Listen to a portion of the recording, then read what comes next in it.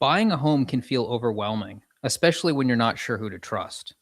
Lane works as your advocate in the mortgage process, helping you understand your choices and avoid costly mistakes. From first time buyers to homeowners looking to refinance, his goal is simple: help you make the right move. Call or text Lane at 618-671-1830 to get started. Again, that's 618-671-1830. NMLS number 2413537.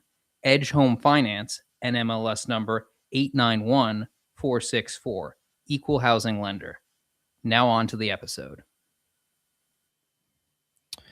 Good afternoon, everyone, and welcome to the Particular Baptist Podcast. I'm your host, Daniel Vincent. You can find us and other podcasts at reformpodcast.com. Also, check out our blog at theparticularbaptist.net.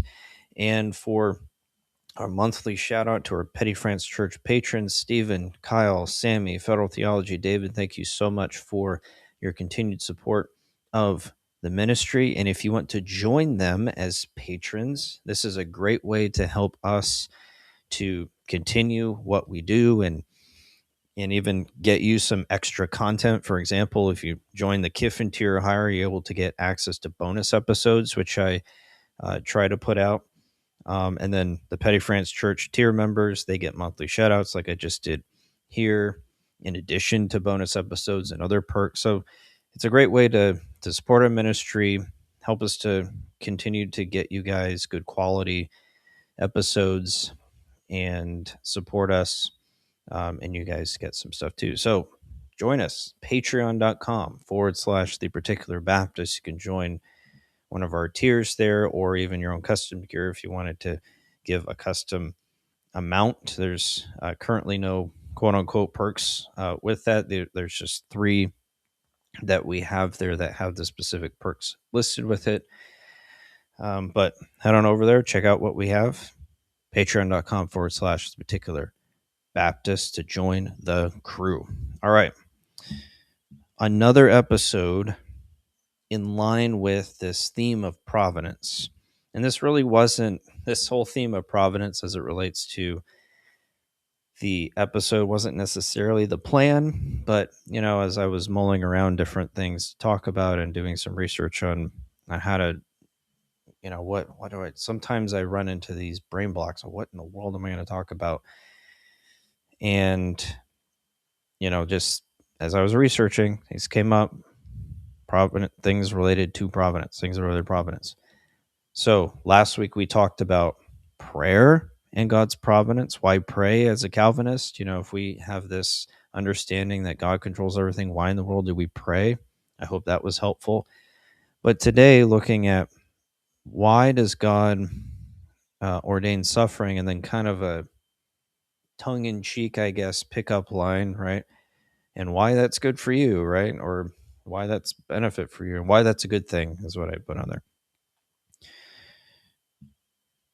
There is a sense where this has to be one of the most difficult aspects of the doctrine of God's providence, that God ordains bad things for us to happen, right?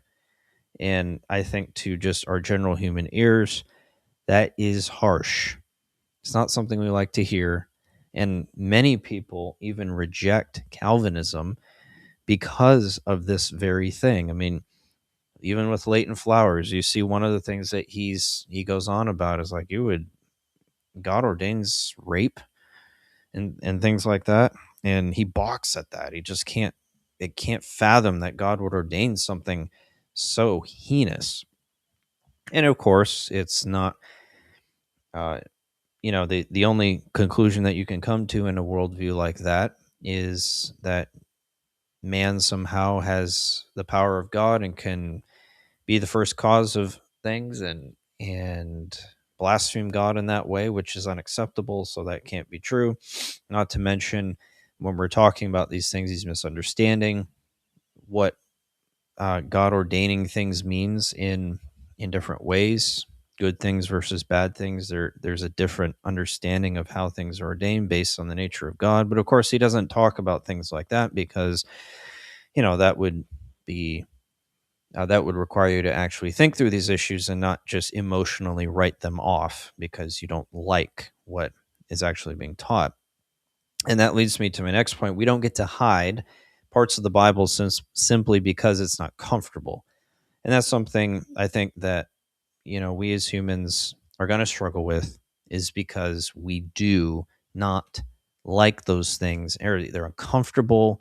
It's repugnant on a human level that someone would uh, ordain that there be pain in someone else. That's not something that we go around just like, yeah, that's just great and jandy, yeah. We don't do that, right? On a human level, that is repugnant to us. And if we're merely talking about a human level, apart from God as the first cause, it should be repugnant to us.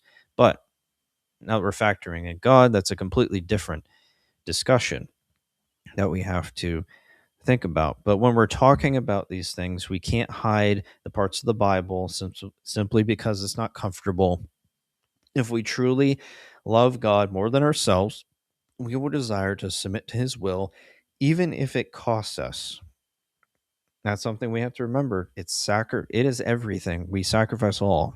Jesus said, I believe it's Luke 14, do not, if you don't give up everything, you cannot be my disciple. Right? It's going to cost us everything. Our own selfish desires, our sin, everything has to be given to him and submit to him.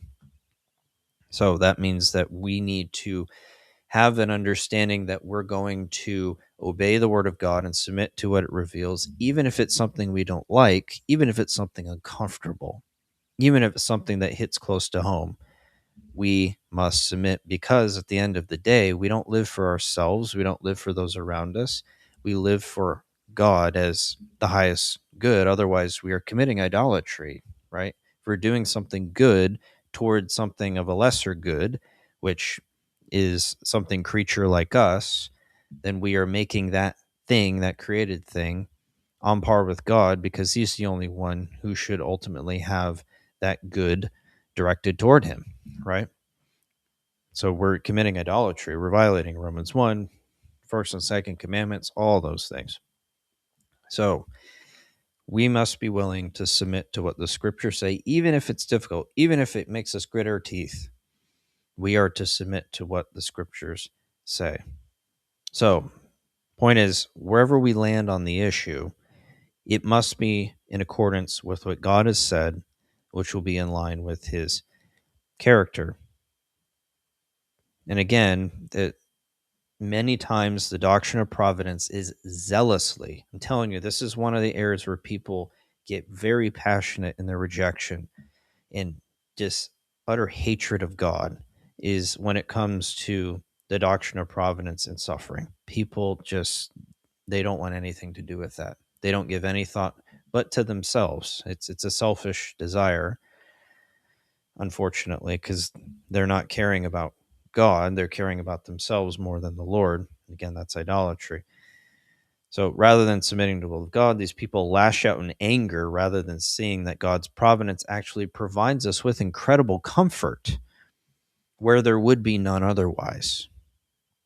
So they're actually robbing themselves, and maybe others around them, of joy and peace and tranquility as much as you can in this life, because they would rather believe in a God that does not control things and effectively making themselves God, blaspheming God. They would rather blaspheme God than submit to his will. So we have to be careful of that. So suffering, first point here, suffering in one way or another for a Christian will be part of the Christian's life. There will be much tribulation. The scriptures are very clear about this. Through much tribulation, we must enter the kingdom of God. So we should never think that our lives are always going to be easy. That doesn't mean, as in the last episode, we talked about how prayer does actually change things. And I brought up the example of 1 Timothy 2, 1 through 4, where we're praying to live a quiet and peaceful life in all godliness as it relates to the governing authorities, right? We can pray that. It doesn't mean that we will have it.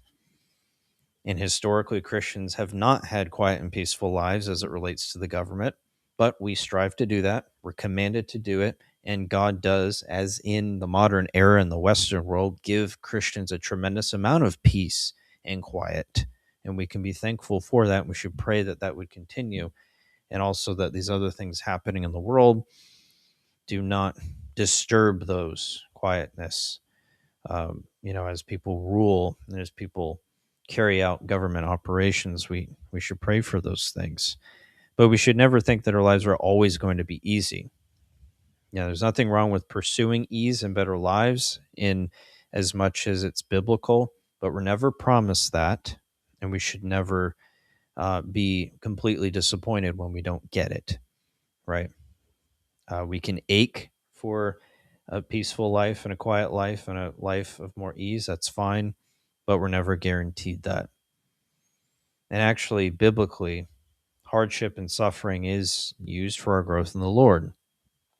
Timothy was told that we will be persecuted if we want to live godly. This is an expected thing. And James talks about how we should handle trials, right? And that's something I think that every Christian is going to struggle with. Like, hard things happen in our lives, and we don't always respond in a godly way. And we don't always think about those things as being helpful to us and helping us to grow. James said that it produces patience and perseverance for us to go through trials. God is teaching us something, right? To grow in Him. And maybe if we had a life of ease, we would not get those things. Okay. Also, since all things are ordained by God that come to pass, suffering obviously is part of that. So what that means is our suffering as Christians is not some cosmic accident that God has to react to and is caught off guard by, or He's standing helplessly by while we are tormented, or like He's some sadistic demigod just gleefully throwing down suffering on His people in some wicked way. No, His ordination of these things, it displays that He is the first cause of all things. He's most powerful, most free, most immutable of all, and is in complete control of these things. And again, if libertarian free will is true, how in the world would God be able to help us, comfort us, give us any real hope? Because it would depend on me, right? He can't act unless He can't make me do anything in any way. So He would have to wait around until there's an opening for Him to do something, right? Which may never come because maybe I don't want Him. So, there's no guarantee that these things are going to bring us any kind of hope or peace in relation to God, because I'm in control of all things effectively, right? As the first cause. God would be dependent on us, and there would be no real hope. So we need God as the determiner of all things, or we don't have hope. We don't have security. All we can do, I guess, is just hope that God finds an opening to help us. But, with my libertarian free will, who cares? It's gonna depend on me ultimately. So there's really no hope there, right? No real hope. So what these things should do is these doctrines should bring us comfort. God has ordained all things. And I want to be clear, when we're talking about bad things, we're not, when we're talking about God ordaining bad things, it's not that God ordains these things in a positive way, right? It's really by permission, right? Kind of like a passing over, because God cannot ordain positively anything evil. And especially since evil is something, as we talked about on the show, that doesn't exist as some sort of essence, right? Really, evil is just God not ordaining something good where it should be. He's just not doing it, right? Whatever God does is good. Whatever God is doing is good. If He's ordaining something, it's something good. He never ordains something positively bad. So when we talk about God ordaining suffering, we're speaking of God's decree in a passive sense, not in an active sense, right? Doesn't mean God doesn't know about it, but it means that there is some sort of God is working and moving the good in a way to where he doesn't ordain certain things, and it's all passive because God's active work, his active decree is always good. Whatever God decrees is good in the active sense. So when God is moving those things, God is ordaining those things, God is actively working his creation, those things that are suffering, sin, those bad things, those are things that are decreed passively, really just by not decreeing the good in the way and decreeing it somewhere else, right? If you want to look at it in a very, very basic sense, you can go read Turretin on this, and I think Nehemiah Cox in the Vindication of the Truth of the Vindication, or whatever it's called in English, his work against Collier. I think he talks about this as well. I'd have to go back and check that God is not actively decreeing evil; it's passive. And of course, you're going to find this with Turretin. This is a basic Reformed Calvinistic understanding of providence, right? Providence isn't flat; it's very nuanced, and how that is carried out is dependent upon what it is that's being decreed. So all that to say that when we're talking about God decreeing, it's not like God is actively decreeing evil, which would make God evil, right? Um, he only decrees that which is good because he is only good, right? And evil is not something that exists, properly speaking, so you can't really do that anyways. But anyways, that's just kind of a long way to kind of explain that a bit. Again, you can find these concepts in the Reformed tradition, especially in Turretin. Turretin probably is one of the best discussions on God's decree that you'll find in the Reformed tradition. So if you go look at his Institutes of Eclectic Theology, you'll find it there. Definitely recommend that. But it would bring us great despair if God had not ordained these things. Again, because it would be dependent upon us, and we couldn't really count on God to pull us through. How are we going to know that we're going to make it to the end? We don't, because God isn't the one in control, right? These things would just happen, and really be by chance, and there would be no hope that God is using these things for our good, since he can't control them. So how will we know that God would actually deliver us in the end if he is not in control of it in the first place? You can't control our suffering. How is he going to guarantee that I'll get to glory? Can't. So that brings doubt and despair to us. And knowing that God has ordained and is in control of these things that come our way helps us to move forward. Again, suffering produces patience and perseverance. Well, those things are not done in a vacuum. Those things are done in faith. We're resting in the promises of God, the promises of the immutable, unchanging, simple, all powerful, most free God, right? Not the God who's dependent upon his creation to do whatever, right? And I think when we're talking about stress, I think stress comes from uncertainty through difficult situations. We don't know what the outcome is going to be, and so we stress, right? And stress isn't necessarily a bad thing. So that just happens sometimes, right? Sometimes it's self-inflicted. Sometimes it's like, I really don't know. And, especially in my field, and I work in the IT technology field, stress is just part and parcel of their life, because you take down the system, everything just gets destroyed, right? Everything it's going to be a very bad day. So there's stress that just kind of happens, but I think that in general, stress is coming from knowing that the situation could go very bad, and we don't know what that is necessarily, or we can't control the outcome, or you're afraid of what the reaction to something is going to be. But while we can't necessarily eliminate all stress, relying on God's providence and his decree, we're able to relieve much of that stress, since we know that God is not blind to whatever our situation is, and he controls that. And whatever that outcome is, he will work it out for our good. So that should bring us anyways, unless we're crazy, it should bring us a tremendous amount of peace.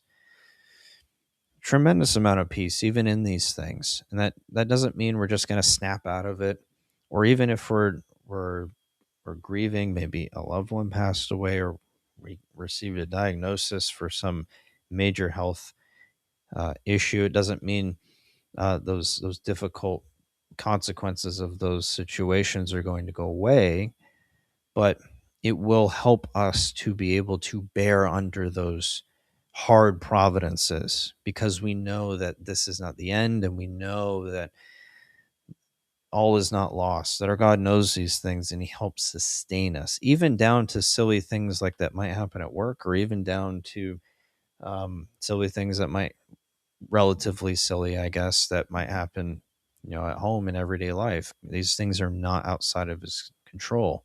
And again, that doesn't mean that stress won't come and that we're not going to have to deal with these things, but it means that we can pray about it and ask the Lord to help us and give us wisdom. And it brings us just a tremendous amount of peace and helps us to ease our stress.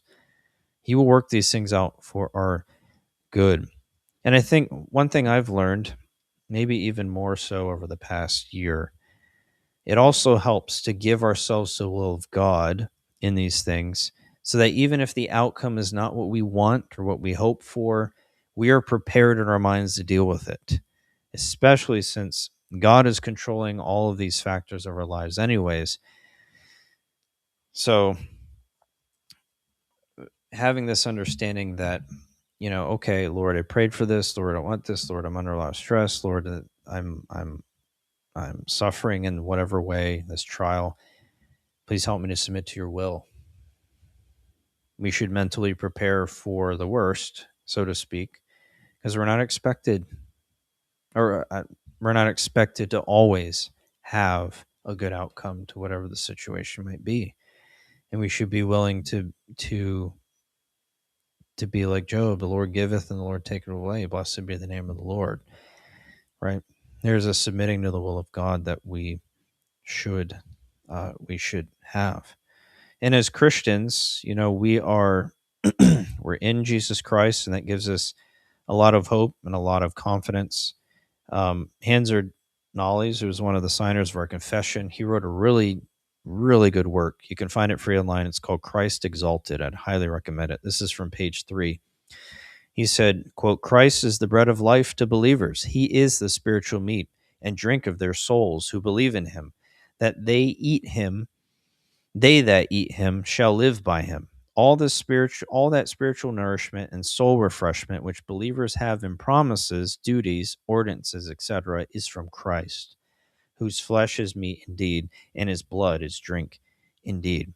So Christ gives us all of those things we need for spiritual nourishment. He is spiritual meat and drink. All that spiritual nourishment and soul refreshment, right, which we have, is from Christ. And that is a tremendous blessing to us. And we would not have that if God was not the one who decreed these things. Might seem paradoxical, might seem ironic, right? But without God's decreeing of our sufferings, we would not have the peace that comes from the soul nourishment of Christ, the soul refreshment from Christ, because we are working with a God who is limited. That's the reality of it. If you reject this providence, that providence is biblical, you have a different God, and your God is limited. And you don't have this peace. You don't have this soul nourishment and refreshment because, hey, I'm the first cause of all things, effectively. Right? But that's not what you see in the biblical writers. They're depending upon God. Like Psalm 3, Lord, how they have increased who trouble me. Many are they who rise up against me. Many are they who say of me, there is no help for him in God. Selah. But you, O Lord, are a shield for me, my glory and the one who lifts up my head. I cried to the Lord with my voice, and he heard me from his holy hill. Selah. I lay down and slept. I awoke, for the Lord sustained me. I will not be afraid of 10,000s of people who have set themselves against me all around. Arise, O Lord, save me, O my God, for you have struck all my enemies on the cheekbone. You have broken the teeth of the ungodly. Salvation belongs to the Lord. Your blessing is upon your people. Selah. That's from Psalm 3, verses 1 through 8. So I leave you with that. Let that be an encouragement. God sustains us.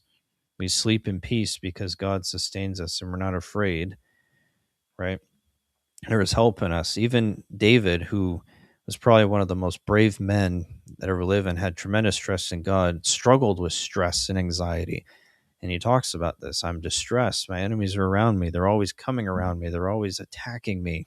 And my life is in danger and I'm afraid.